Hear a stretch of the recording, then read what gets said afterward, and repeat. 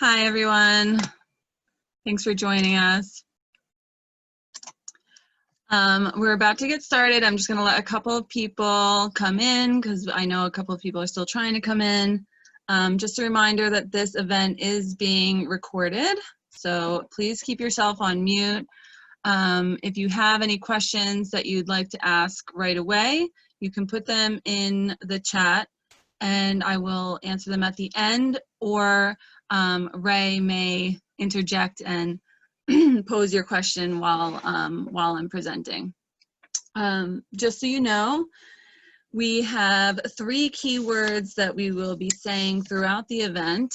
They will only be said at that moment. I'll repeat them a couple of times and spell them, but we will not be repeating them at the end. We will not be typing them into a slide or showing them in the chat, because at that point, then people could watch it and skim through the recording later rather than really attending to the entire video. So if you haven't yet and you want to gain CEUs for this event, go to the events page on ABA Skills Facebook page or the events page at abaskills.com. And then you register for the CEUs. And within 5 to 7 days, you'll receive a PDF of our slides and your certificate of attendance. So again, the 3 words will be said throughout. Make sure you write them down. They will not be repeated at the end. They will only be said during the presentation. The beginning, the middle, and the end. So you will need to attend for the entire duration of the presentation in order to get those keywords and get your CEUs. All right, so I'll get started. My name is Marcia Questel. I have a master's in education and special education, and I'm a BCBA. I've been working with children for about 18 years, and it's the thrill and joy of my life. I have 3 kids of my own, and I've just dedicated my career and my life to children with autism, children with learning differences, and I'm really passionate about teaching in a way that promotes a lot of interest and engagement with children, especially in ways that they just find fun. So I hope that while we are going through the presentation that you understand there is no point in teaching children in ways that they don't like or that they find boring. We must find ways to teach children in ways that they really do enjoy, because that's how you get effective teaching done and learning that lasts. So without further ado, we can get started. So things have certainly changed. If you're like me, you don't even want to hear the word unprecedented changes anymore. So this year will bring many changes to teachers' daily routines, including mask wearing and enforcement of mask wearing, logs for bathroom trips, temperature checks, and lots of remote training. I'm sure that teachers that are working currently have attended tons of training and have been working around the clock to discover ways to promote engagement and find ways to teach effectively, either in person, remote, or hybrid. So there's 2 links here. If you are going to receive the PDFs, you'll be able to open them, and I'm not going to click on them right now, but they're both from ASAT. That's the Association for Science and Autism Treatment. I'm their content editor, and I've learned how much of an incredible resource they are. These 2 amazing articles are outlining how to teach someone to tolerate a mask if they don't already, and also some really an amazing list of essential skills for children to have during COVID-19. And so if you have not signed up for the ASAT newsletter yet, you should do so. Changes to instruction. So we need to be more mindful about emotional and mental support for students and staff due to all these changes. Administrators, you're going to need to make sure that you have space and resources for staff who are experiencing a lot of emotional and mental strain while they're going through all of this. And teachers, you're going to have to make sure that you have that for your students. We also have to be mindful of absenteeism and truancy issues related directly and indirectly to COVID-19. So students may be absent more if they do contract the virus, of course, and also students are not in the building or on the remote platform if they have a different illness. I think a lot of administrations and staff are going to be a bit hypersensitive about students who are sick because it won't be clear for some time if someone has COVID or something else. So then after that, there's just emotional and mental burnout for staff and students because of dealing with all of this. So there's considerations for teaching students through in-person, remote, hybrid, live streaming, and there's combinations of issues. And actually on that note, I actually heard just yesterday about a school in Florida that had everything right in place. You know, they tried to get all of their safety measures up, and they seemed to be very by the book about everything. They had a robust online curriculum, and then after that, they had day one of their big launch, and they had 100 students that they couldn't account for. They didn't arrive in person, and they didn't log in remotely, and that was really scary for them because they didn't know what was happening with these students. They thought they accounted for every single student and what their plans were for this year. And as they made phone calls, they were hearing from parents like, yes, I do want to send my student in, but I wanted to wait and see how the first day went. So you might be looking at the South and trying to see how their first couple of weeks are going in order to prepare for your own experiences. And they are sharing some of those experiences and how tough it really can be in the beginning. So be mindful of that. So the key term for success this year and long term is flexibility. I'm sure everyone's exhausted again about words like unprecedented change and being flexible, and how flexible we've had to be already. But we must continue to find ways to address the changes we already know about and try to prepare for ones that we haven't yet anticipated. And so what we do depends on how we are teaching and who we are teaching. You may be teaching in person, so more than likely you're teaching less students per day, and they're unable to share their materials, and you still need to address transferring your lessons to a remote option, either for hybrid or the possibility of moving to all remote within the school year. If there's an outbreak in your school, you will suddenly be transferring everything that you've prepared in person to a remote option. You also may be hybrid already, so you'll be demanded to create lesson plans that can cross in-person and remote presentations, or you may be all remote. So you'll need to navigate the different options you have and what your administration allows between asynchronous, synchronous, live streaming, or a blend of these presentations. And who are you going to be teaching? Learners of all kinds. Students with various academic and behavioral strengths and weaknesses will be attending your classes, no matter how they're presented. So how do we make the best lesson plans that will not only be supporting our students, but will be flexible for various learning needs and teaching presentations? First of all, we are going to be looking at the next set of slides under these three brackets. So one is being mindful of the logistical challenges being faced by parents, and how can we support and encourage their role? Number two is carefully reading IEPs, 504s, evaluations, concerned emails, notes from previous teachers, and then also considering that there are even more challenges that may have risen since March that have yet to be addressed. And number three is beginning with the response to intervention RTI model in mind. Now, I have an anecdote to share with you that I also gained this week. My sister started in Florida this week, And I've been on the phone with her, asking her a lot of questions about how it's going. She has 2 children on remote learning, and she's completely overwhelmed by what they need to do each day. They're supposed to be in school for 6 hours, and with about half of that being on live instruction. In between, she has to make them do various activities, and she's trying to tell them to pay attention while the dog barks, while the phone rings, and it's simply not the same level of control at home. And that's something that teachers must remember. The home is not built to be a classroom, and parents don't have that same level of control of the environment, that same type of instructional control or training of themselves, and it's just not the same as being in school.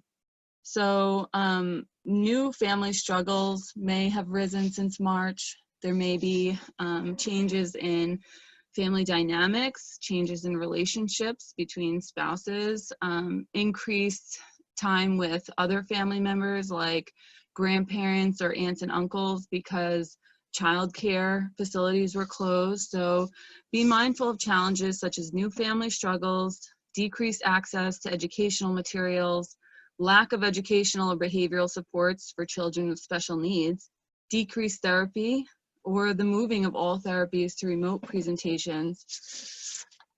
There's a lot for parents to be dealing with right now. So with all of that in mind, let's start with this first bracket of being mindful of the logistical challenges being faced by parents. My colleagues, Dr. Sarah Heller and Carol Fiorelli, and I did some research this year during the pandemic, and we found the following. The factors that our participants rated with the greatest level of stress were access to their child's education or therapy services, the economy, and their daily typical routines. Parents are facing logistical and mental emotional challenges, including job security, childcare availability, creating healthy routines, relationship strain, and managing all of their various roles and responsibilities from home or in safe locations.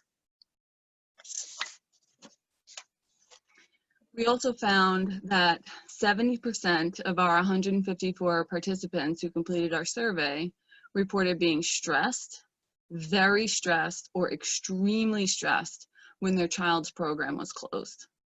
Exactly 50% were in the latter 2 categories. 85% of participants had never used telehealth or remote services within the past year. And 70% of participants reported being not satisfied at all, slightly satisfied, or only in the middle, satisfied. 30% reported being very or extremely satisfied. So the vast majority of parents whose children are receiving telehealth, remote education services have A, never done it before, and B, were only sort of satisfied or not at all. So what can we do? We should create clear modes of communication for parents, including translations, if need be, from a bilingual colleague or Google Translate. Let them know when are you available and what's the best way to reach you and how quickly will you respond. Encourage your administration to create virtual tours or at least step-by-step guidelines utilizing the virtual platform. If your administration can't or won't do it yourself, you can create clear instructions that utilize screenshots whenever possible, like I've shown here. So what I did is I just took a screenshot on my laptop. If you don't know how to do that, you can Google your model, and it's probably already just built into your software. And so what I did on my Google Classroom is I just screenshotted this and then added a shape to the image with an arrow to show where families could find the class code and classwork. Also consider creating a class-wide email or flyer about the plans with bullet points highlighting the changes that will happen. So if then statements, here's what we'll do if, and further, here's a children's story about distance learning that was meant for children with autism, but I think it will benefit many young learners.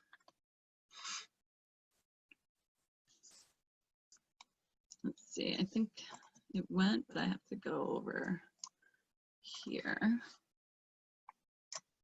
Let's see. There you go. Okay, so this is a great site, just so you know, Autism Little Learners. And she created a story for distance learning.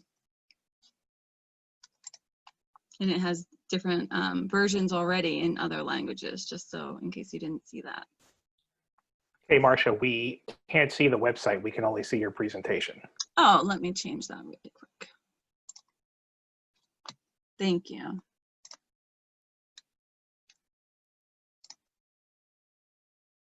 Oh, you know what? Since I made you the host, I need you to allow screen sharing for me now. Thanks. You're welcome. Okay, so distance learning, what is it? And here I'll show you, this is the website Autism Little Learners, and it is available in a few different languages already. And as you can see, this creator made a nice printable social story that you can share with your class. Sometimes when schools are closed, I need to do something called distance learning. Distance learning means that I will do my learning and schoolwork at home. I will not go to my school. There are many ways to learn during distance learning. Some teachers will send home packets, binders, and assignments on paper. I can use pencils, pens, or markers for these activities. Some teachers will teach online. That means I will get my schoolwork on a computer, laptop, phone, or tablet. I might even talk to my teacher on the phone or see them on a video. This might be through Google Hangouts, Zoom, FaceTime, or other programs for video chatting. My family or an adult will help me figure out how to do my work during distance learning. Distance learning is different. I've never done it before. I can try my best, and that will make my parents and teachers proud of me. It's very important that I try to cooperate with the adult who's helping me. That's a big one. This is new for my whole family, and they are doing their best to figure it out. I can try to be helpful. My teachers aren't sure how long distance learning will last, but they will tell me when it's time to come back to my school building. When distance learning is done, I will get to go back to my school building. It will be so fun to see my teachers and friends. So this is a free product, she says, and she plugged some other ways to reach her. But this is an excellent PDF. So if you would like to find it, you can click on that link if you're getting our PDF, or you can go to Autism Little Learners and find her distance learning story. I think that this is not just valuable for people with learning differences or autism, but a lot of young kids also will really benefit from that. So let me go back over here. Okay.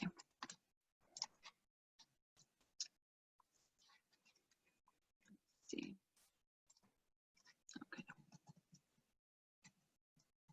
Okay, so send messages once per week or 2 weeks or whatever works for you, but get on a regular schedule for sending messages home to parents, letting them know positive things that their child is doing in class.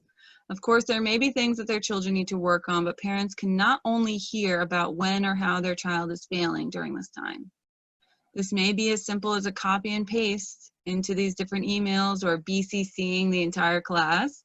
But this communication provides a sense of relief to hear that their child is doing well during such an upheaval. And so many parents that I talk to report only hearing when things aren't going well. They hear from their staff when something is wrong, and that's really unfortunate, especially when this time is so stressful for so many families. It also gives parents a regularly timed update on the expectations for their child when these expectations are very new for the parent to help navigate and support. And now I know that throughout the pandemic, parents have gained more experience, but remember that survey that this is the first time that families and students have been receiving their education and their therapy services through telehealth and remote services. It also opens up a mode of communication and encourages dialogue regularly. Always add, if you have any questions or concerns, feel free to reach out anytime or to set up an appointment during your office hours at the end of your emails. All right, so getting into number 2. Carefully read IEPs, 504s, evaluations, concerned emails, notes from previous teachers, and then consider that there have been new challenges that have risen since March. So do you need support in reading IEPs or 504s? Then contact abaskills.com and consider attending our future workshop. We are actually going to be holding a workshop about taking evaluations and creating meaningful IEP goals. So I hope that you can join us for that as well. And I suggest that you find similar goals among student IEPs and create a master list that collapses all of the needs in the room. So for example, you may have multiple students that need reminders to stay on task and goals to complete assignments independently. They need graphic organizers. Many students have that need, even if they don't have an IEP. And their goal is to answer reading comprehension questions. And there's many that need support during transitions. Again, not just students with IEPs and 504s, but many students need that kind of support. And their goal is to transition between activities on their own. Read between the lines of the IEPs. Why are those goals there? And what do they actually mean? Why may the student struggle with this particular skill? That's something really important. An IEP only tells you so much. And I know a lot of students say, yes, I read the IEP, but it doesn't represent the whole student, of course. But when you read the IEP, go over it really carefully and think about, why are these goals here in a holistic way to gain a better picture of that student's struggles. And number 3, begin with the response to intervention model in mind. This is going to be something that we go over throughout this presentation. With that class list of goals that you have, what universal supports can you have in place in your virtual and in-person settings? Visual supports, organization of materials and lists, materials that engage students in multiple modes of participation, differentiated instruction and assessments, and clear and concise language. Now we're going to look at these incredible design considerations in the next slides. They're by Carway Pun of the accessibility team at Home Office Digital, which I put the link in our slide for future use on the PDF, and just their homepage. Oh, something I forgot to mention before we get into that is that some students who are in person are going to be receiving physical materials. And if you are running a hybrid classroom and asking parents to print materials, you may want to think twice about that, because a lot of parents do not have printers, or they have old printers that aren't working, or they don't have ink. And also, I don't necessarily think it's fair to have printed materials that are given by the school to some students and not to others, and to put the onus of responsibility on the parents. So either consider doing a transfer from that physical material to an online platform that they are completing the assignment like within their computer, or consider printing packets that can be picked up by the parents or sent to their house. That's just another logistical thing that we have to keep in mind for families, is not everyone has access to that. Even if they have to go to the library, that's time consuming, and we have to keep that in mind. All right, so let's get into this, but before we do, I'm going to give you the first keyword. So listen up for the keyword. You have to write this down and send it to ray@abaskills.com to get your CEU. Here it is. Flexibility. This is your first keyword. Write it down. Flexibility. Flexibility. Flexibility. Everyone got it? Before we move on, remember, we will not be writing it in the chat. We will not be sharing it in a slide. It is flexibility. Okay. So on to these design ideas and things to keep in mind for various learners. And as we get into this, I also want you to note that there's a lot of overlap between different learning differences, and also some of these things are just going to be great for everybody. So designing for users on the autistic spectrum, most people say autism spectrum, but do use simple colors. Don't use bright contrasting colors. Do write in plain language. Do this. Don't use figures of speech or idioms. Use simple sentences and bullets. Don't create a wall of text. Make buttons descriptive, such as attach files, not making buttons vague and unpredictable like click here. Build simple and consistent layouts, and don't build complex or cluttered layouts. Designing for users who are deaf or hard of hearing, and just so you know, in the deaf community, there is an emphasis on a capital D in their culture. So do write in plain language. Again, do this, and don't use complicated words or figures of speech. Use subtitles or provide transcripts in your videos. If you're creating YouTube content or video content, you can easily add closed captioning subtitles within your videos. Don't put content in audio or video only. And again, that's good for many users to both read the information and hear it at the same time. So you might as well do that even if you don't have a deaf or hard of hearing student listed in your roster. Do use a linear logical layout. Don't make complex layouts and menus. Do break up content with subheadings, images, and videos. Don't make users read long blocks of content.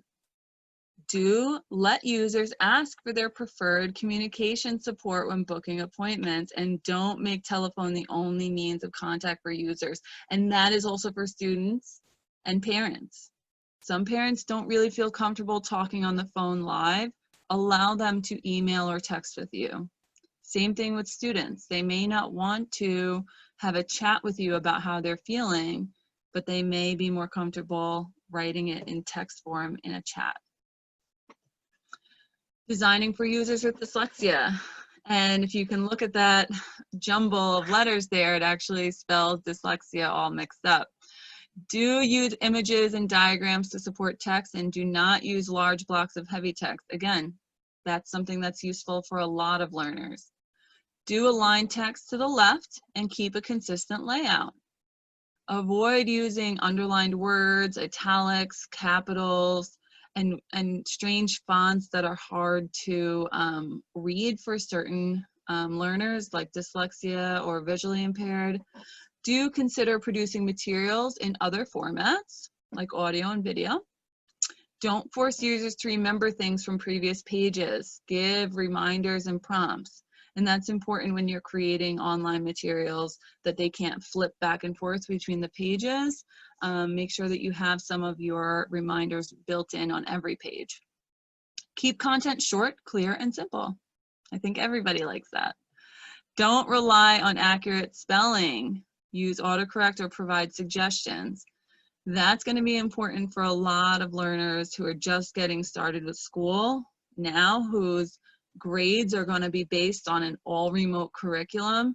They may have lost a lot of their attending and a lot of their skills to attention to detail, because since March they've been kind of relaxed about what they've been doing in school. So make sure that your expectations are clear and perhaps lax in the beginning of the year, but we'll get into that more later.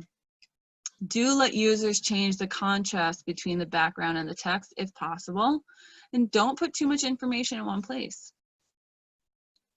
Designing for users with low vision. Do use good color contrast and a readable font size.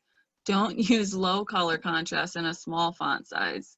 I've seen some very beautiful pictures that teachers have made in the past, but it actually was difficult to navigate the text. Do publish all information on web pages if possible. Don't bury the information in downloads. Use a combination of color, shapes, and text. Don't only use color to convey meaning, and see how that says like stop, slow, or go in that red, yellow, and green, that's not very clear. Do follow a linear logical layout and don't spread content all over the page. Do put buttons and notifications in context rather than separating actions from their context.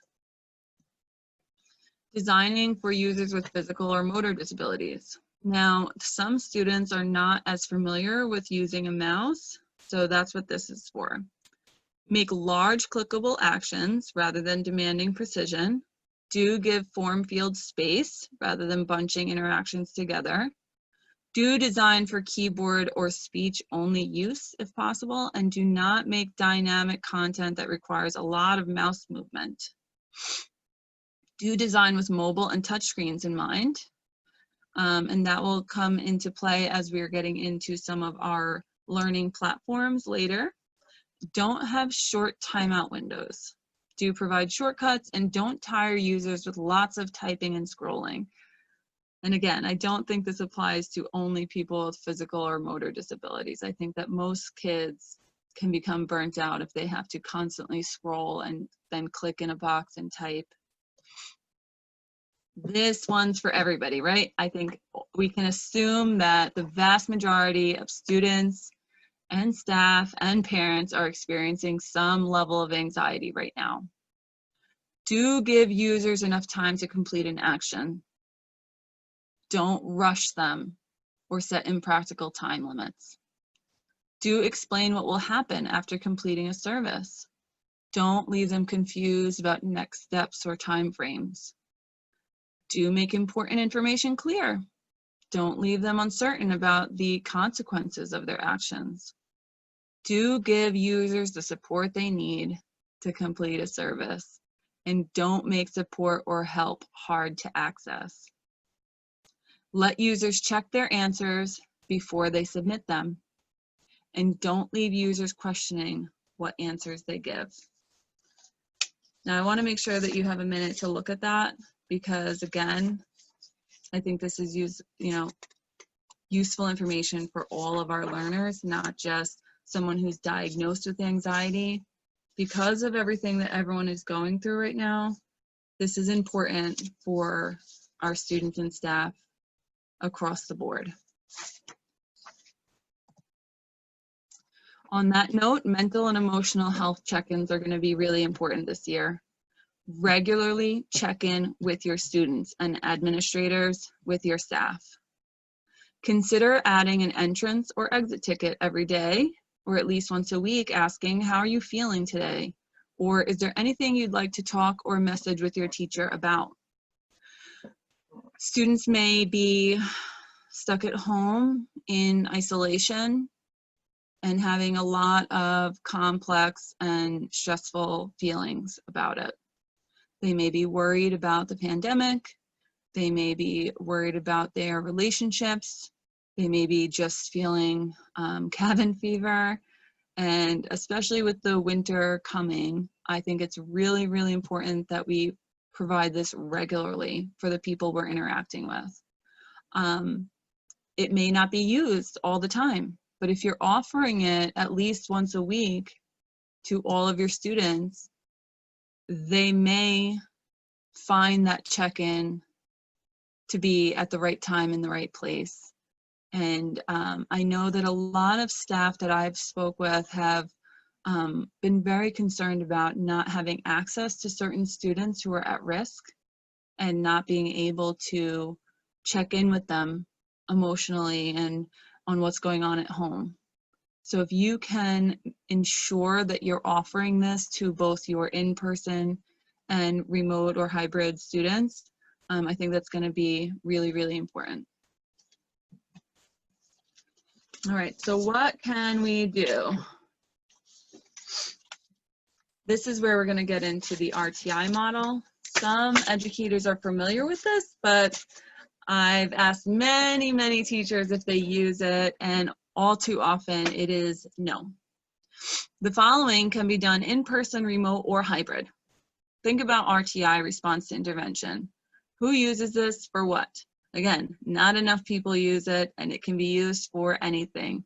Academics, behavior, learning how to interface with the online model.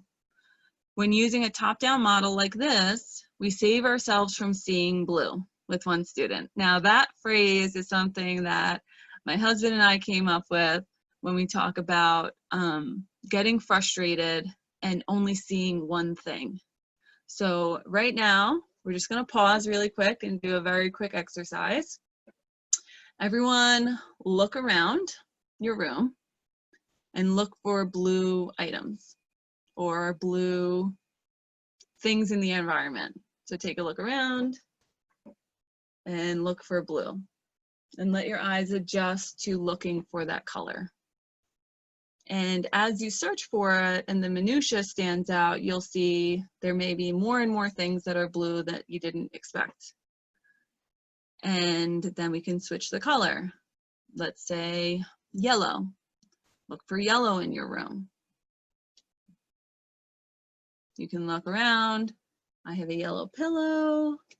There's a yellow toy over there from my child, a yellow little part of a picture in the corner, and so on. So if we look for things, we often can find them and find them with greater detail.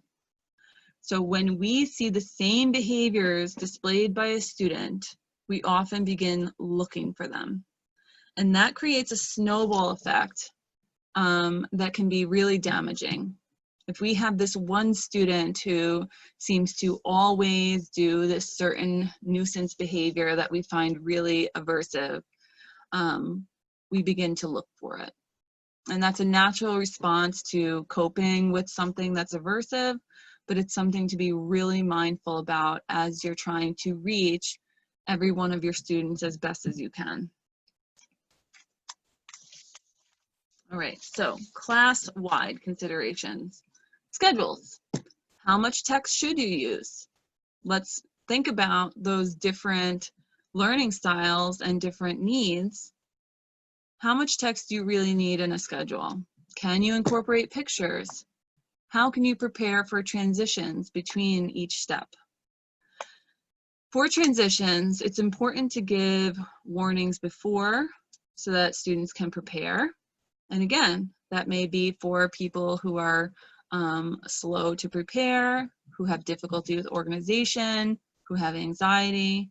Warnings and reminders for preparation of transitions is good for many learners, if not arguably all learners. Reminders during the transition, reminding students of the rules before and while reinforcing appropriate behavior, and after, reinforcement for following the rules. Reinforcing the entire group using group contingencies. All right, so we're gonna get into a little bit of behavior analytical language, but I will explain it. There's dependent, independent, and interdependent group contingencies. You can use one or more of these at the same time for different behaviors that you want to increase. So you can use any combination of these. This is an excellent slide from rogueaba.com. There is the dependent procedure, which is a hero procedure. Reinforcement for the group is dependent on an individual or small group meeting the criteria of responding. So there's the hero, right? There's independent, every man for himself. Contingency is presented to the group and anyone who meets the criteria receives reinforcement. That's really, really common in most classrooms. Interdependent is all for one and one for all. So reinforcement for the group is dependent on the entire group meeting the response criteria. I think we hear that a lot in the younger grades, like, okay, everybody find a seat. I love how everyone is following the rules. We're going to, you know, put a pom-pom in a jar so that we can earn a pizza party or something like that. All right, so the dependent hero procedure. That is, again, the one person or the small group of people doing something that leads to reinforcement for the entire class. Write the names for the mystery motivator. You write the names of students on sticks and pull 3 without saying who is being pulled. Praise those who are on task by rewarding the whole class. And if one of those students did not perform, you put it away and say that the whole class didn't earn without naming who failed the task. No shaming. So we will never say, oh, well, Johnny isn't doing the right thing, so the whole class doesn't get a pom-pom.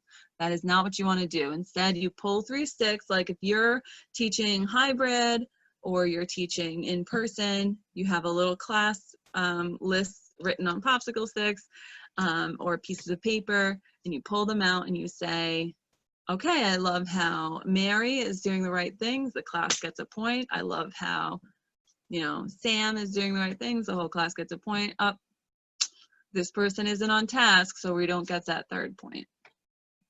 Also, something I wrote down is that on Zoom, I know a common problem is that students are not on mute. So I thought about this and said that students could be given a time frame, like 15 seconds, like at the beginning of a Zoom presentation. You could say, okay, I'm going to give 15 seconds for everyone to put themselves on mute. Ready, set, go. And then you do the hero procedure that way and say, okay, because if I pull your name and you're not on mute, the whole class isn't going to get a point, and that's just a fun way to get them to race and make sure they're all there. All right, then there's the independent every man for himself. So any way to reward each individual. That's grades, tokens, star chart, and then I'm going to show you this app. I actually have it on the next slide, so I'll just show you that, but it's token@app.com,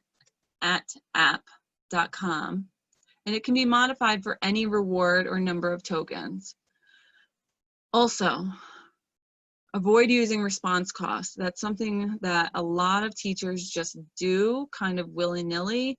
They will have, say, a display chart behind them that say, like, I love how everyone's on task, you get a star, and once we get all of the stars, we will take a 5-minute dance break or something. And students aren't doing something and they say, oh, you lost it. And I really think that if you haven't read behavior analytic reinforcement and punishment procedures, that you should avoid doing response costs until you receive some training, because once value is lost, it can be hard to gain back. Once students feel like they can lose the tokens easily, it's hard to get them to stay motivated for them. And for your independent, individualized tokens, make sure it's truly individualized. And we'll talk more about that under the individual part of the triangle, but a reward is not necessarily a reinforcer. So you have to make sure that what you are providing is really meaningful for your students individually. So this is that Token@app website, and I could plug in whatever text I wanted on the top. And there's that little settings, 3 lines at the top corner. You just select the menu. You can put we are earning, I am earning, we get to have. You can choose the number of tokens they need to earn. And as soon as you click them, it fills, and you can put whatever picture you want. So I used this for a few students during my telehealth, and it was great because I could take a picture of the thing that they actually wanted, and they could just earn it right on the app. So interdependent, remember, is all for one, one for all, and any class-wide system that engages all students for a common goal that depends on everyone's behavior, which is like the common jar on the desk. You can make a paperclip chain. You can give points, like I said. Also, I saw teachers building a character or a teachable item like an atom or the 50 states. So if you were teaching in hybrid, you would have that right behind you on the wall. And say, for example, your students were really into Diary of a Wimpy Kid, then you could have the head, the torso, the hands, the arms, the legs and feet as things that represent when we have Diary of a Wimpy Kid built, then we will get to whatever the reward is. Or building the parts of an atom. I saw a teacher do that. The 50 states, especially if you're in the 4th, 5th grade area and you need students to learn, you can just build in putting the states in as part of their reinforcement. Also, intermittent reinforcement is super powerful. Make sure that you're finding ways to build in surprise reinforcement, surprise delivery of tokens or praise so that it's not always on a schedule. Allow individuals to participate in the placement of the point or the item part if possible. Plans for different learners. Again, text or pictures. Reminders, songs, mnemonic devices, those are awesome. I love when we think about sing-songs, acronyms, rhymes. I mean, everyone uses those all the time. I actually, when I go shopping, I think to myself like milk, bread, eggs, cheese, and I like make myself a little beat, and then I'm like walking into the store with my shopping cart like milk, bread, eggs, cheese, you know, and we can use those things to remember all types of things, not just academics, but behavioral things. Think about tactile object manipulation. That is great for students who are in person and perhaps hard to access if you're teaching remote, but you can consider things like outside, things that are free and accessible to all. And what do we use now? We use a smart board, we use physical items. When a learner presents something other than planned for, think, how can I support that need in the least stigmatizing way?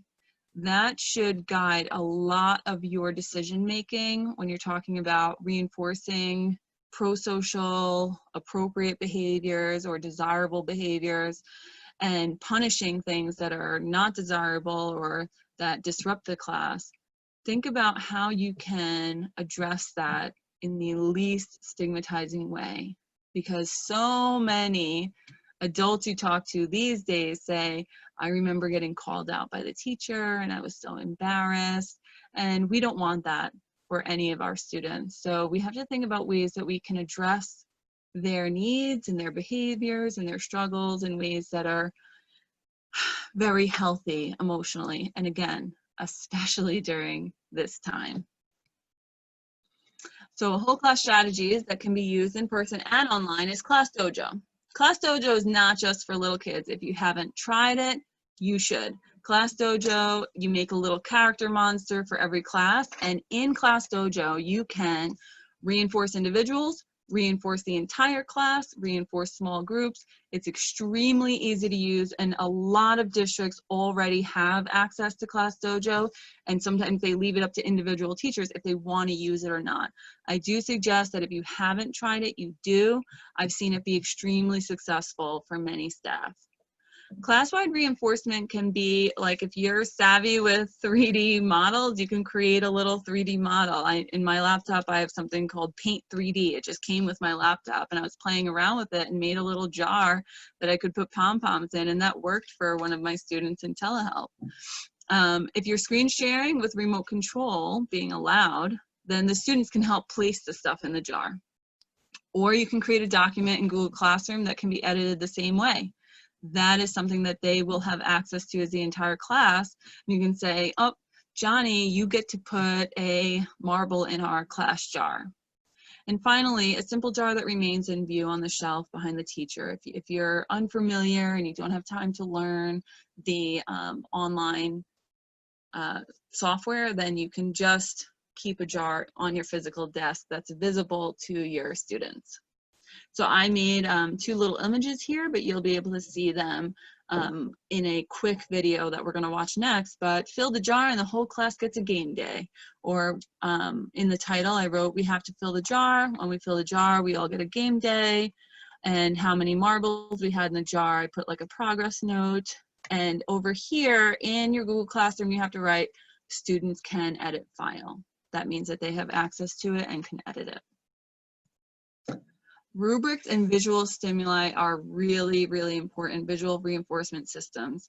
Create visible rules and expectations that students know what to expect at every level of their participation. Create visible representations of their progress and provide reinforcement in a dynamic and salient way. So I am going to play a video. I put most of my videos in speed so that they are able to just be watched really quickly rather than trying to do it in live time. I'll explain it to you as it's going really quickly, but in Google Classroom, you have access to rubrics, and it's pretty simple to do, so let's watch it. Here's a video I made creating a rubric. I just put drawings for a life cycle of a butterfly, create 4 drawings of the life cycle, and how many points they get for 4 drawings, 3, 2, 1, or none. Then I put labels and create labels for each of the phases of the life cycle. And on those drawings, they should put labels. So if they have all 4 labels, 3, 2, 1, or 0, they can clearly see how many points they get in their rubric. And then it just says life cycle of butterfly, points, drawings, and labels. And that's it. And this is using the simple drawing in Google Classroom for the classroom management with the marbles in the jar. So I just opened up a drawing and selected a cylinder, made it big. Then I copy and pasted lots of circles. I just made one and the rest of it's just copy and paste and me stacking them up on the sides. I created a title. And then this is just me showing how the students would just slide them all in. And once they slid them all in, I would just probably give them a whole bunch of stars and celebrate with them so that they know that we did it. And then we would get that class party or that class game day. All right, small group considerations. The class-wide group contingencies can occur in smaller groups during small group instruction within the group or the group within the whole class. So create groups that are not just considered compatible academically, but behaviorally and socially, of course. And then individual consideration. So signing notebooks is something that we can do live in person, but we can think of ways that we can do that online as well. Signing notebooks or agenda books. Check their work first in Google Classroom so that you use your time wisely. Most of the time, students are listed alphabetically, and so teachers naturally check their work in alphabetical order. I remember having to put all of my students in alphabetical order when they handed something in so that when I went to my grade book, I would just put it all in like that. But that didn't give me the proper amount of time to review and write comments back to students that needed it most. So instead, for students that are struggling with a particular skill, consider going over their work first. It'll keep you from being burnt out and not having enough time to comment on them at the end. Specific behaviors to increase, not just decrease, are what we need to focus on. Think about replacement behaviors. These are topographical or functional. Topographical just means how it physically looks. So if you have a student who is engaging in, say, hand flapping or clapping or something that is disruptive, what can be done with their hands that's a replacement behavior? That just is referring to the physical presentation. Functional means, are they doing that because they are seeking attention or escape from the task or whatever it is? And how can we address that need in a functional way such that that behavior is not necessary? This story kills me every time I have to tell it, but it really does make the case for what happened and why looking at what we can increase is more important. So you're gonna pay attention to him anyway. I had a student that I was observing in class who was engaging in a lot of attention-seeking behaviors that were extremely disruptive to the class and his own learning. So he was just bothering people, getting too close to people, looking for redirection from the teacher, touching things that he shouldn't be touching, trying to leave, and just a wealth of attention-seeking behaviors. And so one of my strategies that I shared with the teacher was, why don't we start building in time to give him one-on-one attention and praise for doing the right things so that some of that need for attention is fed in a positive way. And the teacher said, well, I can't do that. I can't just be paying attention to him all day. Like, that's not how I should be spending my time. And I said, you're gonna pay attention to him anyway. So if you're already spending too much time paying attention to the wrong behaviors from a student, Think about ways that you can just flip that on its head and start finding ways to praise them. Again, we have to avoid seeing blue with a student. We have to avoid looking for and finding and being more attention driven on nitpicking small behaviors that we want to decrease, and instead entirely put that effort in things that we know that they should work on and that we can provide praise and reinforcement for building. Behavior contracts, those are very useful. They have to be really individualized, and that's why we're at the individual level here.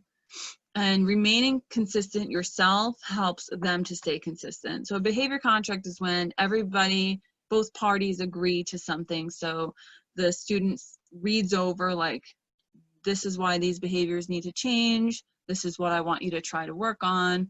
And both the student and the teacher sign it and acknowledge that when they do these things, the teacher will do this. So if you engage in these behaviors, this consequence will happen. If you do these great behaviors, this consequence will happen. And also bridging the home and school environments, reinforce parent participation. If you're gonna make a behavior contract, have the parent sign it too. Because again, they are playing a major role in what's going on with their students right now. Their children are students right now. So if they're going to school, same thing, you need to bridge those environments. If they're on remote, even more so, because the parents are the ones who are standing there saying, sit back down, sit still, your teacher's talking to you, you know, make sure that you're on mute, and they're trying to support all of those things too. So B, reinforce the change you want to see in the world. If you need your students to do something, model it yourself and reinforce when they do it. Don't miss opportunities to reinforce them for doing the things you want them to do.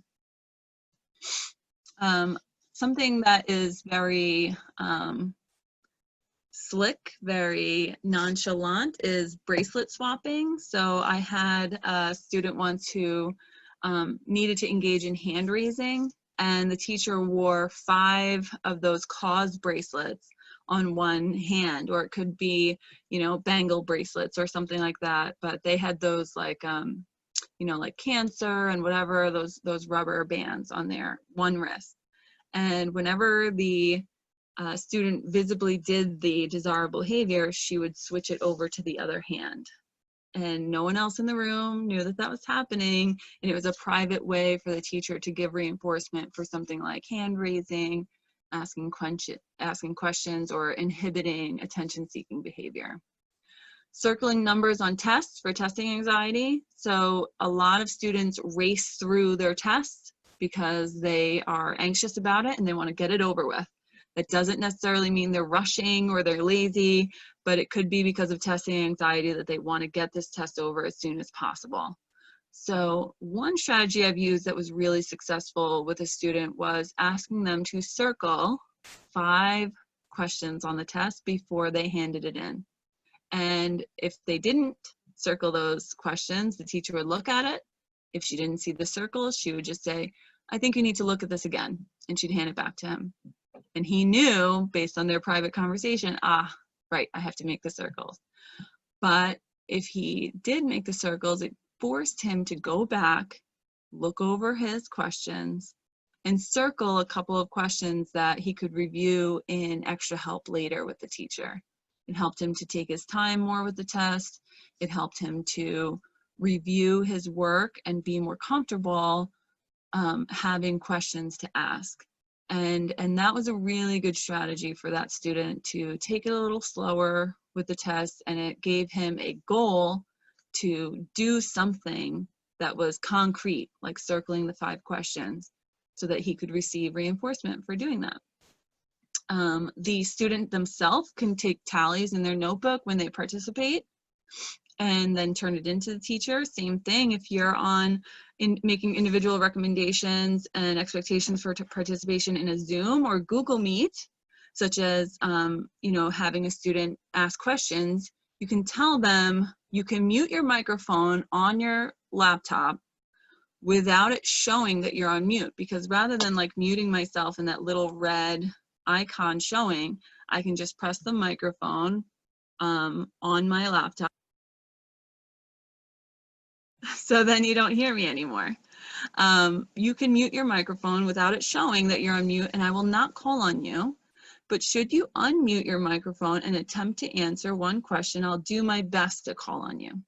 If you raise your hand 10 times this week, even if I don't call on you, you will get whatever it is, a star towards a homework pass, 10 points bonus on a test. You know, you create the individual reward system that is meaningful. Again, has to be meaningful for that student.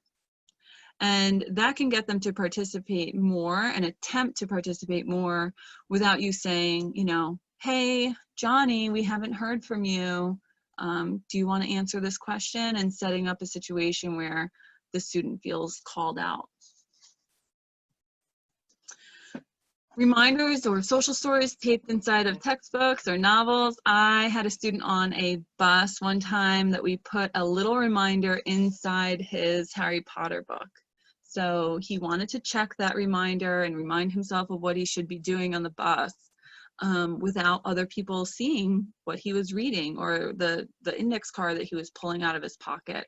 So we hid it. We put it inside his book there, and he got to read his reminder without anyone knowing. On virtual, you can show those reminders in a chat that's private to that student, or recommend that they put a Post-it on their laptop. Use of graphic organizers or other prompts are fantastic for individuals, but of course that can be class-wide or specific to them. But I'm sure that there are many other students in the class that would benefit from that graphic organizer. Allowing students to be the teacher is a really fun way to engage them in showing what they know, and it's a good assessment tool as well. That can be to a partner, a small group, or the whole class, or just to you, the teacher. And think about other discrete measures for providing reinforcement or reminders to your class. On the note of graphic organizers, I wanted to tell you that we have to think beyond the Venn diagram or the checklist, right? There are so many awesome graphic organizers out there. In fact, I have a book that I want to tell you. It's called 50 Graphic Organizers for the Interactive Whiteboard. Now, that can be used virtually or in person, but they have all these great graphic organizers there. So again, that's 50 graphic organizers for the interactive whiteboard. It's by Jennifer Jacobson and Dottie Raymer, and it's published by Scholastic. But you can also just do a Google search for your topic, whatever you're teaching, and or a behavior, and think about a graphic organizer that would apply uniquely to that situation. All right, scaffolding support. I have been talking to some families about scaffolding, and sometimes I hear the word crutch. That, if you're scaffolding for a student and building in all these supports, it's a crutch, and they're going to lean on it too much. That's a completely backwards way of thinking about it. They will not become dependent on it. Sometimes it's a cast, lots of support that the skill doesn't break down further, and lots of supported healing before it's removed. You can think of it that way. But most of the time, if it's done well, scaffolding is just scaffolding. You put it up all at once, and then you remove it piece by piece until the building is standing on its own. And that's how we have to think about these education and behavioral goals with our students, is that we should add tons of proactive support for their success. And once they're showing more independence and completing things better and engaging and attending more, then we can start fading some of those systems out so that they're doing it more independently and that it transitions more naturally to another teacher in the future. So for autism specifically, again, consider the ASAT newsletter, okay? It's a really, really fantastic newsletter. It's free, it's monthly. You're not gonna get bombarded in your inbox, I promise. But again, I'm the content editor there, and we did a special issue for COVID-19 that features an article by me. This is the review from Dr. David Celeberti on 12 effective suggestions for homeschooling. The closure of schools and the cessation of many services has created new challenges for families with children at home 24/7. Parents may be faced with concerns related to increased sedentary activities, planning or scheduling activities for the day, or unwanted behaviors, And I offer quick tips for homeschooling to help parents make the most out of these days out of school and handle the issues that come with it. So you can read the complete synopsis at that link. It's in the clinical corner if you go to the ASAT webpage. And to see the entire April 2020 special issue on COVID-19 of Science and Autism Treatment, then you can visit that MailChimp site. And at the end, if you want me to add any of these links, I can copy and paste them into the chat. But if you are signed up for our CEUs, then you will be getting a PDF of this file anyway. So again, if you're not yet a subscriber, subscribe to asatonline.org/newsletter.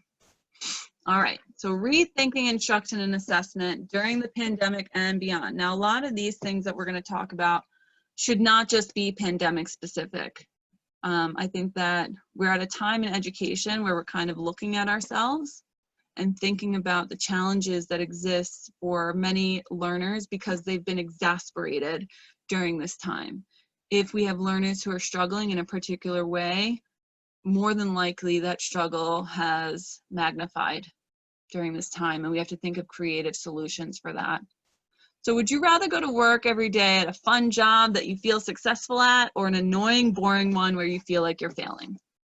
I think we can all answer that question, that we'd rather go to a fun job that we feel successful at. Same for students, if not more so. As adults, we've built up the tolerance for boring things. We are developmentally prepared for things that we have to deal with. Students, especially younger students or students with developmental differences, really should not be bored. It's just not appropriate. It goes against everything that we know about teaching successfully. If your students are bored, then you need to change the activity. If they feel annoyed, if they feel bored, if they feel like they're failing, they're going to approach that school, that class, that Zoom every day with that attitude. And we can't expect them to deal with that themselves or expect their parents to deal with that. That's on us. Okay, we have to create better solutions that win our kids in and win their buy-in. Just like when we are trying to get someone on board with something that we are doing that we want them to be excited about, that's how we have to approach our students. We can't just say, hey, that's the assignment, you have to do it. I have federal, state, and local governments deciding what I need to teach you, and this is it. Okay, sure, there's a reality there, I get that, but it's really vital that we find ways to promote motivation, engagement, and that we reach our students where they are. And that may mean that we have to differentiate how we are teaching them and how we are assessing them. We may not be able to provide the same exact test to every student. To some degree, standardized testing and all that, I understand. Again, there's a reality there. But there's different ways to assess students, and we should think about doing it in a way that not only benefits that particular student, but again, that ripples across the entire class and create a culture of fun and discovery and learning. And I know that, again, there's a lot of burnout. There's a lot of veteran teachers who are having to relearn as if it's day one for them now because they're transitioning everything to remote. But engagement is going to continue to be one of your most vital things to shoot for. So our next keyword, take a quick pause really quick. If you're aiming for CEUs, you must write this keyword down. It's actually an acronym we've been discussing, RTI. So all capital letters, RTI. Again, that stands for response to intervention. I'll let you write that down. Again, you have to email that to ray@abaskills.com. This is word number 2, RTI. All right. Science and pretty much everyone else states that students and staff work harder and learn more when they are enjoying it. Okay? It makes the approach to the task easier from the get-go, because you have students who are just coming to the task or coming to the school with an already upset attitude, and already I'm annoyed by this. I have a learning history that says that this isn't going to be fun. So when you start promoting engagement and fun activities, it will make the approach easier. It'll increase their engagement throughout the activity. It'll help students unlearn previous learning histories that may have been harmful to them, and you'll enjoy more of the job yourself. And it'll facilitate a learning environment where you are invested in the students' enjoyment of the learning process. And I know a lot of teachers became teachers because they love learning and they want to pass that passion for learning onto their students. Well, this is one of the ways to do that, is to make sure that your students are enjoying what they're doing. I put some links here for you. I'm not going to click on them, but you can review positive reinforcement at positivepsychology.com.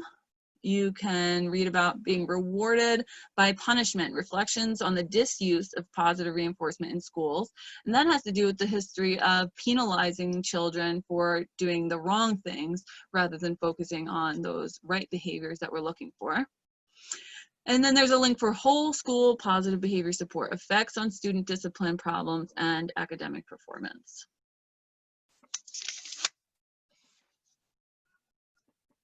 The way positive reinforcement is carried out is more important than the amount. All right, so if you tell me, you're doing such a great job, Marcia, I love it, and here's the chocolate fudge sundae, I'm gonna be like, thank you so much, I love it. And I'll probably do a better job next time. But if you hand me a spoonful of chocolate ice cream every minute for 3 hours, I'm gonna get sick and I'm gonna refuse it, and I'll probably stop what I'm doing because I don't want to have that anymore. So don't think that when you're building in positive reinforcement that you have to just constantly be doing something like all of the time. No. We have to think about ways to provide reinforcement that's meaningful and valuable for our students, not necessarily like tons of praise all the time. Although there are some teachers that are really fantastic at saying things in their wonderful light teaching voice, like, I love how everybody is paying attention. You know, I love it. Some teachers are just beautiful at doing that. All right, so let's talk about Flipgrid. Now we're going to go through a couple of different modalities and websites that are really, really awesome. So here is Flipgrid. We're going to talk about that quick. It's free, it's easy, and it's a way to post quick videos. My nephew actually did a Flipgrid of himself introducing himself to the class. So he prepared a quick, like 30-second video with his name, his favorite thing, his pet, what game he likes, and then they all like shared it on Flipgrid. But there is a discovery feature, and let's see, I think this link is gonna work. Yep. So here's a discovery feature. You can go through and just find things that other people have been putting into Flipgrid. And you know, these are all just free. It's great. People are sharing things all the time on Flipgrid, and they're usually really dynamic and visually stimulating. Then there's conversation starters. That's another one that I found that I really liked. Go. Oh, let's see, maybe it went over there.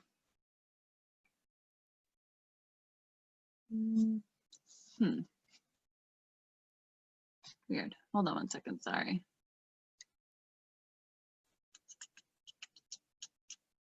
Here we are. Okay, so Flipgrid, would you rather questions. So these were really fun. I did these with a couple of my students. Would you rather be a detective or a pilot? And it's just a way to get them to talk. They could make a Flipgrid about these questions, or you can use them to promote just some engagement in the beginning of a lesson. Would you rather go skiing or to a water park, fly a kite or swing on a swing, dance or sing, play hide and seek or dodgeball?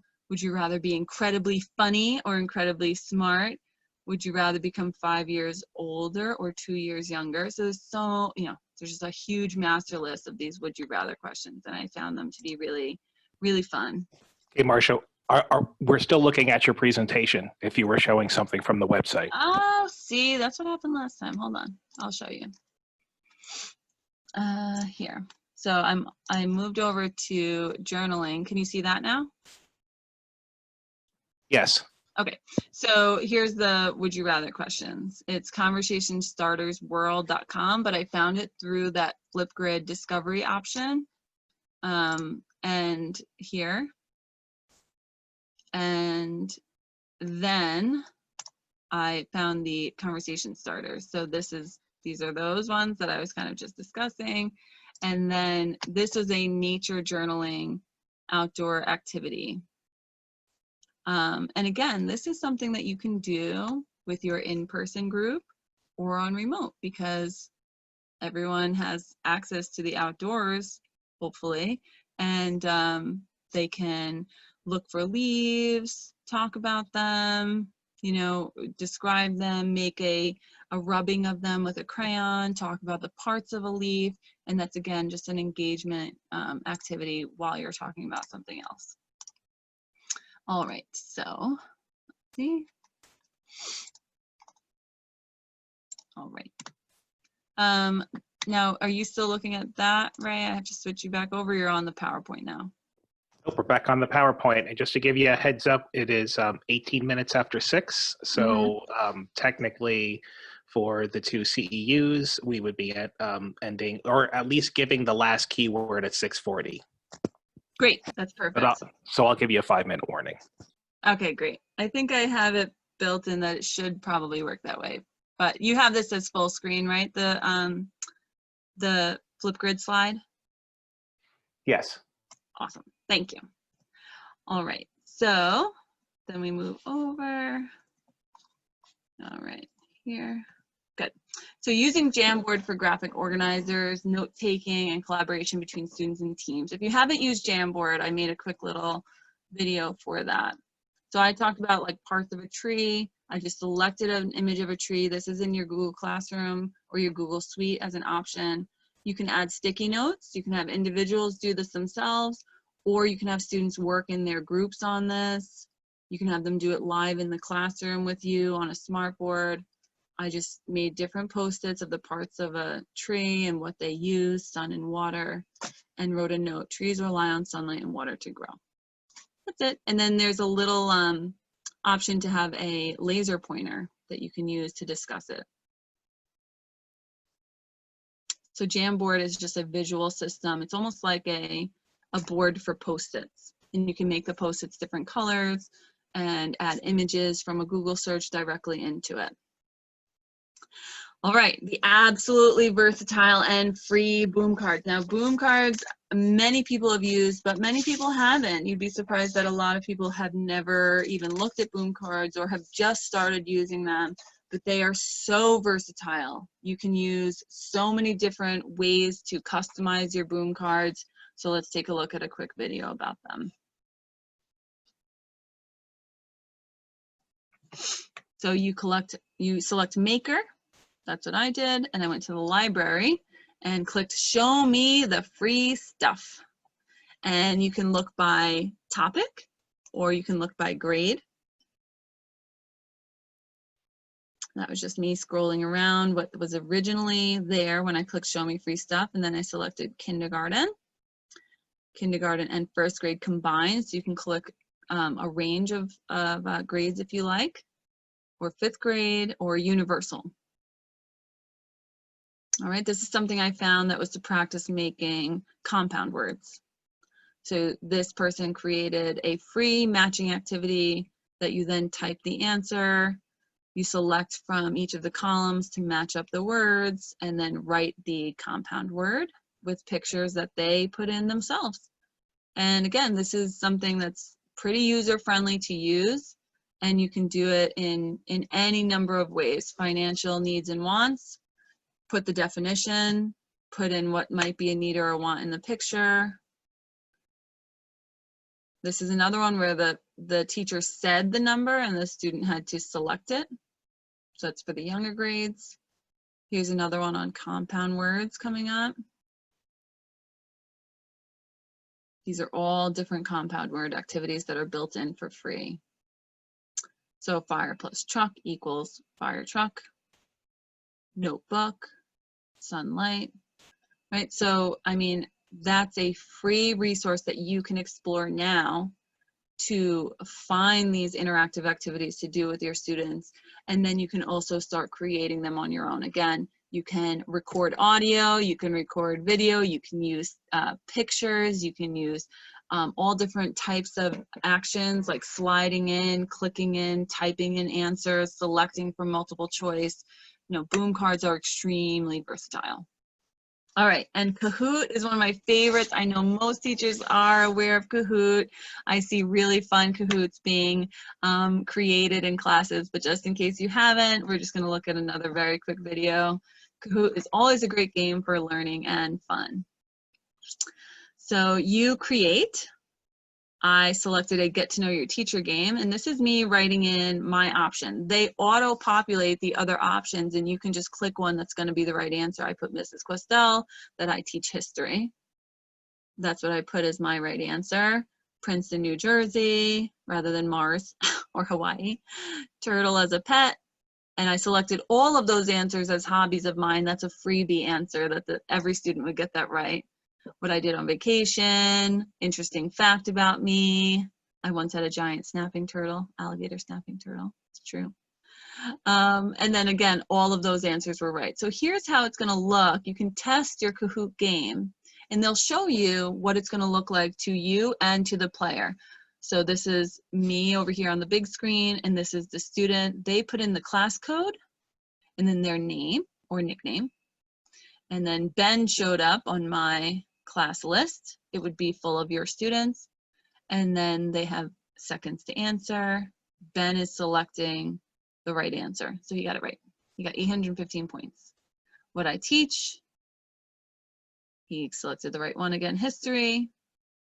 Where my teacher comes from, got it right. And then you see their points add up. What kind of pet do I have? Selected turtle, that was wrong. What are my teacher hobbies? Any of those would have been right. Where did I go on vacation? Correct. And I put in my video, I raced through the other ends of the questions. But at the end of your Kahoot game, it shows you who came in third, second, and first place. And since I only had one student because I was testing it, their name dances around, it makes a fun noise. And you can use this for an assessment. It shows what questions the student got wrong. So you'll see what were the difficult questions for the class. I would certainly build in freebies, especially if you're using this for subject matter that the students are struggling with a little bit. But you can put in get to know you games, you can put in subject matter and use it for assessment so that you can get an idea of what the class is struggling with or that they're really good at. And because it's timed, you can see what they might not be as fluent with responding to. And then you'll get that idea at the end of which questions the students did not score well on. Quizlet is another one. Again, very common, but we'll just look at a very quick video of me creating some Quizlets. So I have one for my son on spelling words. And it has the word and then on the back a definition or a picture. Clicking through a couple of those words.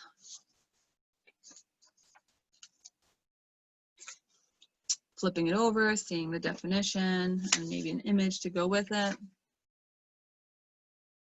And then I have a CH and SH sound flashcard for one of my students. So same thing, picture on the back with the answer that matches the word. And then I made it for the gravity game. So out comes the words and they have to type in CH and say the ch sound. Chair, CH, ch. Cheese, CH, ch. And play the game. So they type the answer and they have to type it before the asteroid comes to the bottom. So this is them making everything disappear. So they match the picture to, which has the beginning sound to the word itself. Then you have written questions, matching questions, multiple choice. This is all built into the free version of Quizlet. So if you haven't tried it, you should definitely explore this because it's a really easy to use and interactive way of teaching that, you have the gravity game, and you have just built-in testing and matching games. All right, so more fun to play live is the bingo game. Now, myfreebingocards.com instantly gives you 30 free clickable or printable cards. So you can create bingo and provide, say, definitions, and they have to select the term, math problems, and they select the number. Any number of uses could be, used for bingo. So let's look at that quick video. So here's make your own bingo cards. I just used their little template that they had pre-made there. Click 30 cards for free. Let's go. Individual links that you can send to students are right there. When they click on it, they see their card, or they can print it, or you can print the ones that are going to be used in the classroom. As the words or the math problems or the definitions or whatever are called, it randomizes it for you. So you just press call and it says what words are going to be there. And then you can click to view the card. If somebody says bingo, you can actually view the card and see that they would have bingo. And if they say bingo and when you click it, it doesn't have bingo, then you'd say, oh, let's talk about that. I think you got one of them wrong. But again, that's for in-person, hybrid, remote, and it's really easy to use because it gives you those individual cards and links that you can use right away. And it's free. So some more free resources and ideas for virtual hybrid learning. There's a 50 states printable PDF with 250 pages of free printable information about the states. Plant Heroes is eco-science and has great visuals. There are so many websites, lists, videos that your school provides. I know that a lot of teachers have access to lots of subscriptions, but there are so many offering subscriptions for free as well. And you can also consider options like Google Earth. I had a student go look at the Eiffel Tower and the Golden Gate Bridge, live zoo animals, museum virtual tours. There's a lot of fun activities that we can do with our students. And these are some free games I've been playing with some of my students. No materials are needed for these live games. Scavenger hunts. So you can do one for color, for amounts of things, for counting, to show fractions. I'm sitting 1 in 4 chairs. For tactile or function description, something that turns, something that's heavy, something that you use to write with. Show and tell, give students the spotlight, but only give them X number of minutes to describe their item, picture, drawing, or idea.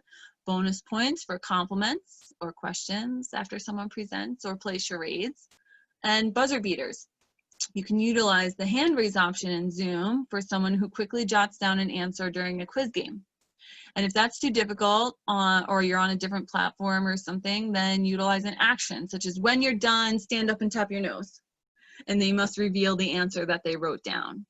So that's a really fun way to get kids involved in a game that also can get you to get an idea of their fluency with responding. So you could do a multiplication game and do a buzzer beater. You could also do definitions for vocabulary, concepts and ideas for history, dates, things like that, okay? So there's just many, many ways that you could play these games. And here's some more games that are just for fun. These are not necessarily tailored for learning, but to give kids a break, to do something fun or just to do something fun with them. Pokey.com, this is an image of Pokey. I didn't even know this existed until a couple weeks ago, but Pokey.com has so many games just right in the website. There's online games for little ones like Starfall, ABC, LOL.Disney.com is fun, PBSkids.org is always a good one, nickjr.com. This is a long list of multiplayer games. I'm not going to click the link. I have a quick video of it where you see me scrolling through all of these games. This person made this as a free resource. It's incredible. There are so many games. That was board games, card games. This is all to be played online. It's incredible. Collectible card games, collections, drawing games, escape room games, for the kids, for like younger kids. This is role-playing games, murder mystery games, party games, puzzles. This is a huge resource that somebody made. You know what, I will just click on it because I want to make sure that you guys have the link. So let me just click over there really quick.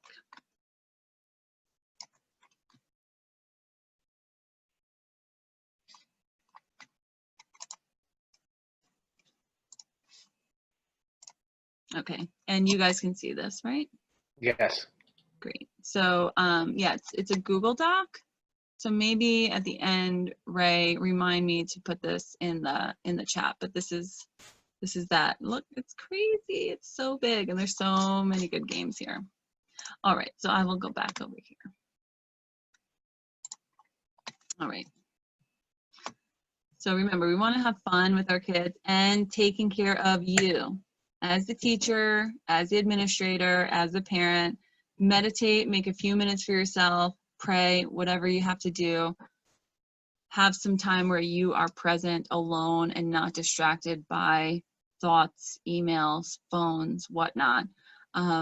That's really, really, really important. And for some parents, finding a few minutes to yourself sounds like a joke. I'm a mom of 3 who are 10, 5, and 1. So believe me, finding a few minutes to myself is an extreme challenge. I know moms hide in the bathroom or hide in their rooms and lock the door, but do what you need to do. Not, again, not on social media, not on checking your emails and doing things that are required of you. Literally just to take a deep breath and be present for a few minutes or even 1 minute. Headspace is a good app for that, actually. It gives you notifications and reminders. So if you find the Headspace app, it will remind you to take a breath and take a moment to yourself. Also communicate. Don't be afraid to reach out to other staff, your supervisor, but be prepared to discuss what you've done to support your students so far, not only vent about a difficult time that you're having. Try your best to communicate in a way that promotes a positive conversation about steps that can be taken forward. Not doing so can create a negative dynamic or a perception of that student and can foster a culture of venting across staff and also leave a bad taste in other staff regarding that student. So desire to start fresh and be solutions oriented. Remember to shoot for reinforcing and proactive strategies first. Those not only provide a wealth of reinforcing stimuli in the environment for the students, but also for you. It naturally feels better to have success at reinforcing students' appropriate behaviors than providing punishments. Then when you do need to, there's already been so much more reinforcement that doesn't create or add to the tailspin or cycle, like I said, of kind of seeing blue for both the student and the teacher. Like, I'm always reprimanding you, and the student says, you're always reprimanding me, because then both people feel exhausted and burnt out. Advocate for change. So consider things that can change within your classroom or even your school. Foster a sense of hope and a can-do spirit. And data. As a behavior analyst, of course, I'm partial to this, but it's not that scary, and it doesn't have to be difficult. The trend is so encouraging on a hard day. So as you see in this trend, the little icon, sometimes things go down before they come back up. So when you're having a bad day, but you have that ascending trend for a student, it feels really good and can be a good reminder to keep doing what you're doing. User-friendly data sheets are your best friend. Thinking about making check marks instead of making long notes, and separating by student or by behavior. Maybe you're monitoring the same behavior across a couple of people and you make one sheet for yourself to jot down notes. You can think of checks, you can think of plus or minus data, and it also provides accountability for you to track what you're doing and for the students that you're teaching. And you can look at your grades for yourself. Like, look at how your students are doing. It's good feedback for yourself. It's also evidence of what you've tried already.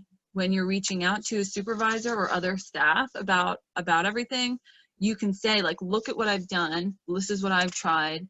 I need more tools, or like, here's my RTI evidence if I'm going to an admin to suggest more interventions or something for that student. They don't want to just hear that you don't know what to do. but that you're saying like, these are all things that I've tried from a class-wide, small group, and individual level for this student. Here's my data to show what I'm doing. And I've gotten the behavior to change this much, but I still need more help, or that student still needs more help to get over, to make sure that they're fully successful. All right, so it is time for questions. I will give you the last keyword now. Again, you have to have all 3 keywords. We will not be repeating them. We will not be putting them in the chat or a slide. So make sure you write this down. It's your final keyword for your CEU. It is fun. F-U-N, fun. I hope that you understand that that is one of my key takeaways. It's fun is not a frivolous, silly concept. Fun is important when it comes to children. They should be having fun. They should be engaged. And that's hard to do every day, all the time. And it's not going to be the same for every student every day, all the time. But we should definitely be thinking of some ways to increase our students' motivation to take part in what we're teaching them. And it'll actually help them learn the material better, retain it longer, and apply it more usefully. So if anybody has any questions, you can feel free to unmute yourself and ask them now. And Ray, you can go ahead and ask me any ones that might be coming up in the chat. Yeah, so we had a couple that I got privately. So the first is, how do I know where to start troubleshooting for a child who is struggling? Okay, so so for a student who's struggling, the first thing you want to do is think about that RTI model. Okay, so think about, okay, what is this student struggling with? Are there other students who are struggling similarly? And what can I do class-wide that's not going to make me dive into attention just for that student, but that everybody could maybe benefit from? Also, make sure that you are doing the least stigmatizing intervention. Remember, that's something that we talked about before. Make sure that what you're doing is promoting behaviors and academic behaviors that you want to see, rather than punishing things that aren't going well. Think about replacing that behavior, right? We talked about the topographical, physical manifestation of the behavior versus the functional kind of antecedent and meaning and motivation behind the behavior. So think about ways to address it that way as well. What can you do to replace that behavior topographically or functionally? Great. So there was another one about, and I think that they're being serious, is can you apply the group contingency to a small group of parents in a special education class? Absolutely. I definitely think you can, and that's a cool question. I mean, look, these behavioral mechanisms are applied for all organisms, all people. So so if you think about getting all parents on board with something, I recently was actually telling someone, like, I'm the parent who says, like, oh, the due date is May 15th, so I hand in the paper May 15th, and I've had to work hard as a parent to say, that's like the last day that the parent wants the thing, not not like, not that they don't want it earlier. So I've had to like work on myself to get those permission slips and those signed papers in earlier than the due date that the teacher assigns. But yeah, I think you can apply group contingencies to parents. Like, you can say, let's look at the HERO procedure. So if I send an email blast out to all the parents and say, I want to create a fun game where all the parents send me their child's interests list. And if I hear from X, Y, and Z people, not that you're going to name names, but if I hear from, say, a handful of people by this date, then I will give all the kids a half a game day, or I'll do something that would be interesting to them. But yeah, I think you can also think of RTI that way for parents. that you're going to have the parents that you can lean on, that you know are going to do the things you want them to do with their students and with communication with you. But if you think of it class-wide, small group, and individual, then like that definitely applies to parents. There's going to be those parents you need to invest more time in. And again, rather than thinking of their behaviors as what they're doing that's aversive to you and that you have to punish, flip that on its head and think about the unique struggles, learning history that parent is experiencing, that you can be a motivator for change for them. Excellent. Okay, so let's just do one more because I know you have a couple of more points in your presentation, correct? Yep. Okay, so I like this question because this is one of the participants that's working one-on-one with an older learner. They didn't specify the age. They said, you know, like what's kind of the ratio between doing like self-care and self-help, the parents coaching their son through these things, and having him sit at the computer and like play one of the games maybe that you suggested. Like what's a good ratio to split up a session? You know, that is a good question, and I think it has a few things to consider. What is that learner's ability to attend to the screen and to the instructor on the screen? If they're trying to do something with them through a remote modality, there are students who just can pay attention more to the screen and students who haven't gained a lot of ability to do that for a long period of time. So I would consider that. So where do they drop off attending wise? How many minutes can they last enduring the one-on-one through the screen platform before they drop off and they're attending, or maybe start getting off task and are like rolling around in their seat or leaving or walking away or exhibiting problem behavior to try and get away from the laptop. So I would think about that and actually consider measuring it. Get a stopwatch out on your phone and think about measuring the time that they actually interface well through the screen modality, if that's something that you're looking to increase. I would consider what the goals are for the parent, for the student that the parent needs to help with. So do they need to work on, so I know some older guys that I've worked with have to work on shaving, combing their hair, washing their face, and the parents have to assist with that. So the logistical questions would be, how could you observe that? Have you worked out how to set up a tripod or setting up the phone or iPad, wherever it has to be that you can see it?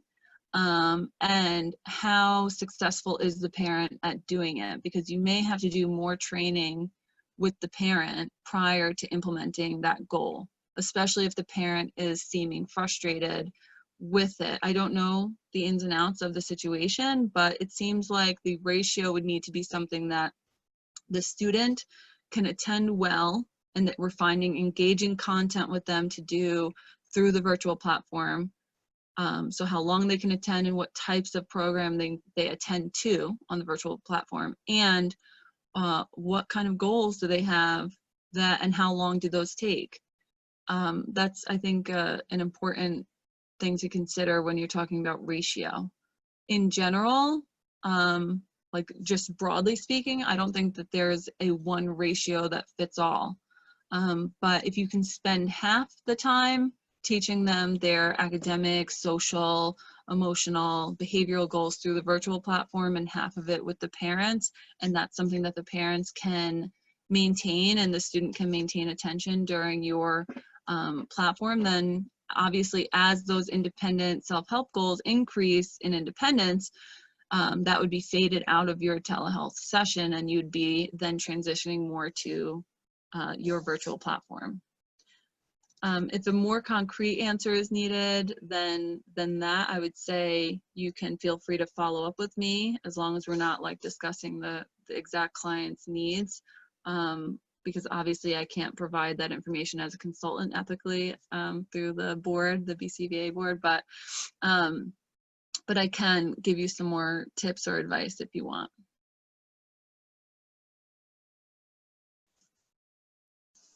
Okay, I would say let's go ahead and get to your next few points, Okay. and then we can wrap it up. Okay, great. So these last couple of points are just kind of workshop points for you to think about. And I labeled them putting it all together. Let's consider a child who seems to be antsy, gets out of their seat a lot, blurts out answers quickly and often incorrectly. This child knows the information sometimes, but struggles with being impulsive. They sometimes get other kids going because of their overactive nature. So do you just mute them? Do you just silence them and punish them? Because a lot of times those are the kinds of reactive things that teachers tend to do. Not all teachers, but that's something that I've seen a lot. It's like, I just need to mute these kids because they're getting everybody else disrupted. Or what expectations and reinforcement procedures can we put in place to support their development and progress? So obviously the alternate to being antsy, getting out of your seat and blurting out would be to spend more time sitting, spend more time quietly listening to the lesson rather than like unmuting yourself and interjecting. So we should think about, right, RTI, like think about a class-wide strategy that reinforces attending, making sure you're on mute, making sure that you can understand the content of the information. We can talk about a small group intervention that we do with a few kids that will address that issue, that you can provide more reinforcement yourself privately through either the remote option or in person to a couple of kids that you know have that behavior, and then individually set up a reinforcement strategy with them that really gives them the attention that they might be looking for, and also reinforces and praises and leans more on that side of the attention provisions for them, so that you're not always seeing blue and addressing those inappropriate behaviors, because that's probably something that might be behind that behavior set, is that they're looking for and craving more of that attention. Let's consider a child who appears lazy, can be rude, appears unenthusiastic about school. They don't seem motivated to do the work and don't respond to the class-wide incentives in place. They don't care if there's pom-poms in the jar. They don't want to hear what you're saying. Do we just write an email to the parent about missing work and lack of participation? Again, I think like that's something that I've seen. You know, we are a society that has made school a place of aversion and discipline. Or what proactive strategies can be put in place? Again, think RTI to support their participation. Hint, they likely may want out of work. So for this student, if the class-wide incentives aren't working, what small group incentives could we create for them? How can we make them part of an interdependent class procedure that has them responsible for some part of it? How can we individualize a reinforcement system for them that gets them out of work? Again, a homework pass or points on a test or something that makes things easier for them. A lot of people respond better to negative reinforcement. That word is used inappropriately and incorrectly a lot, but what it means is that you get out of something aversive. So for me, if I'm a 10-year-old kid who does my chores, do I want to gain $5 or do I want to get out of mowing the lawn? Right? So think about ways that you can release someone from something that they find aversive rather than always adding a reward. That's the positive reinforcement part. Let's consider a child who's quiet and flies under the radar. They know many answers, but they don't participate. They may be gifted. This child does not appear to interact with friends and seems shy. We just let them raise the class average? No. These kids are sometimes really relied upon because they just are, the teacher can count on them to do the right thing when they're supposed to. But what can we do to differentiate for their progress? Are they bored? What are they interested in? Let's find a way to reach that unique student in a way that's meaningful to them and also challenges them. If they're not finding anything that you're doing challenging, then they definitely will be bored. Children of all ages babies through adults are excited by things that challenge what they know and that move them on to learning something that is exciting. So what can we do for a student like this? We can think about changing their assessments a little bit. If we know that they're going to know all the answers to the class-wide tests, maybe we just add a few questions to their test, not in number, because like that wouldn't exactly be fair to just give them more work, but change the questions so that it takes their understanding of the content to the next level. That's really how you differentiate for gifted students. And I also want to note that, you know, learners of all kinds are on a spectrum. You have your lower performing students and your high performing students, and then everybody else who is somewhere along the middle of the curve. When we have low performing students, teachers individually to America broadly do a fairly good job of reaching those students at that end of the spectrum. Of course, that's arguable, that sometimes we do a horrible job of that, but we focus a lot on getting those students up to the typical performance level. Also, those students drag down assessments of teachers, assessments of schools. Sometimes it results in lower funding if we can't get our low performing students up to where we need them to be. And so altogether that leaves gifted students and high performing students just unaddressed. And so gifted students who are highly intelligent also have some special needs. They also do need to be taught in a way that's meaningful to them and that still gives them a thirst for knowledge and an enjoyment of school. Because students who find everything boring sometimes do engage in off-task behavior, sometimes do develop a distaste for school and education because nothing's challenging to them and it's boring, and they are just kind of coping and coasting through trying to not get in trouble.